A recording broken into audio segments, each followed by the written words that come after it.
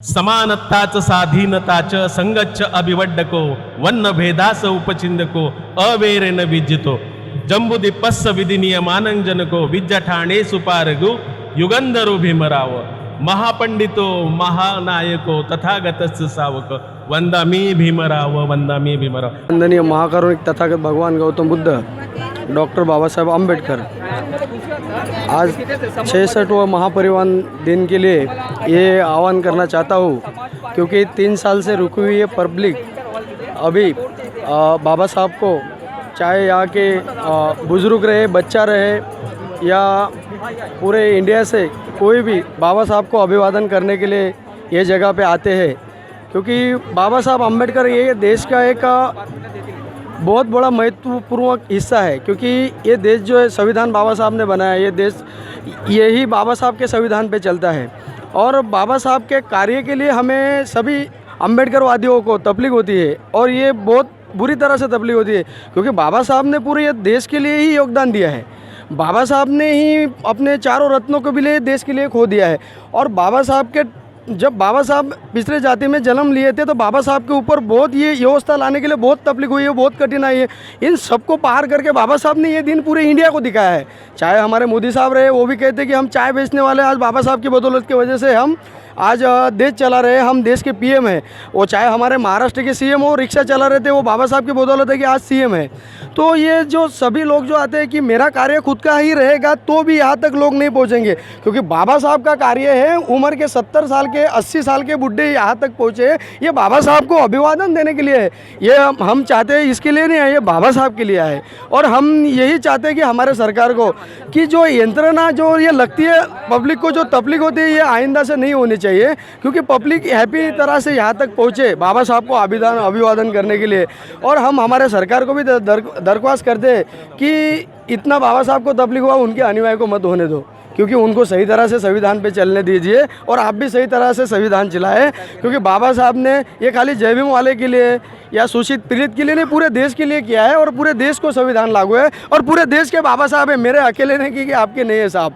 तरी मी या आजच्या प्रसंगी डॉक्टर बाबासाहेब आंबेडकरांना अभिवादन करून त्यांचं जे राहिलेले जे कार्य आहे ते म्हणजे धम्माचा प्रचार आणि प्रसार करणे आणि माणसाने माणसाशी माणसाप्रमाणे वागणे, हा तथागताचा जो धम्म आहे त्या धम्माचा प्रचार करण्यासाठी डॉक्टर बाबासाहेब आंबेडकरांनी दी बुद्धिस्ट सोसायटी ऑफ इंडियाची स्थापना केलेली आहे। त्याच्या माध्यमातून संपूर्ण भारतभर आणि विश्वामध्ये एक आज कार्यक्रम या ठिकाणी संपन्न होत आहे।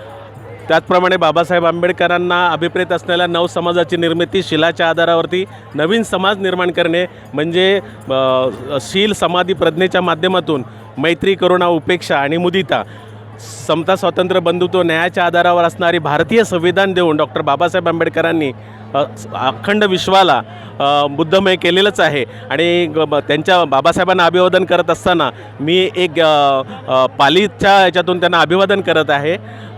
समानत्ताच साधीनताच संगच्छ अभिवड्डको वन्न भेदास उपचिंदको अवेरेन विज्जितो जंबुदीपस्स विधी नियमानंजनको विज्जठाणे सुपारगु युगंधरो भीमराव महापंडितो महानायको तथागतस्स सावक वंदामी भीमराव वंदामी भीमराव। आपल्या चॅनलचा मी आभारी आहे। जय भीम, जय बुद्ध, जय भारत। ये बहुत अच्छा कार्यक्रम चैत्यभूमि है। मैं एमपी से हूँ, मेरा ज़िला गुना है।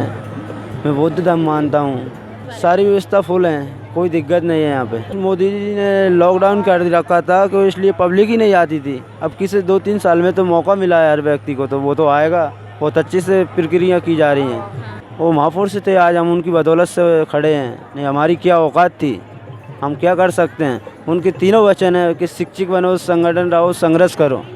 उनको बहुत बधाई देना चाहता हूँ। जय भीम, जय भारत, जय संविधान। दो साल के बाद अभी पूरा जन लोग पहली बार यहाँ पे आ रहे हैं। और प्रशासन ने इतना अच्छा आयोजन किया है यहाँ पर कि देखने के लायक है कि जो दूर दूर से गांव से जो लोग आए, उनकी रहने की, स्नान करने की व्यवस्था, खाने पीने की व्यवस्था प्रशासन ने इतनी अच्छी तरह से की है कि आप देख रहे हैं कि कहीं पे कुछ शोर नहीं है। और पब्लिक इतनी समझदार है कि यहाँ पे इतनी सारी लाखों से अभी लोग तो है, इतनी सारी भीड़ है, लेकिन किसी का शोर नहीं है, कुछ नहीं है। वो इस दिन का महत्व जानते हैं।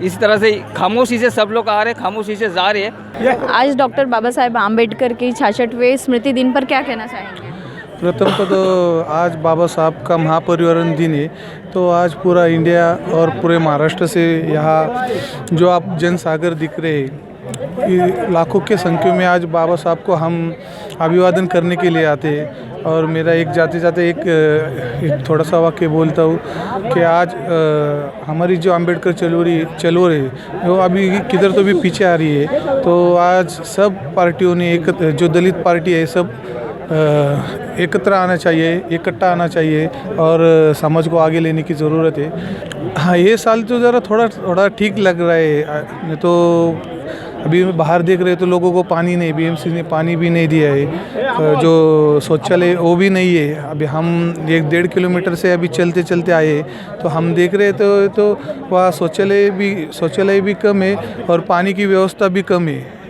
तो बीएमसीसी ने उसको भी ध्यान दे के अगले साल उसमें कुछ तो भी इम्प्रूवमेंट करना चाहिए, क्योंकि लाखों के संख्या में भीम सैनिक इधर आते हैं, तो उनकी भी ज़रा थोड़ा देख रेख करना चाहिए, उनका भी सोचना चाहिए। बहुत लंबे से लोग आते हैं। तो सुना आपने यहाँ पर जो भीम सैनिक यहाँ पे जो कार्यकर्ता है उनका क्या कुछ कहना था। वीडियो जर्नलिस्ट हफीज़ पटेल के साथ मैं मनीषा जोशी, DRV न्यूज़, मुंबई।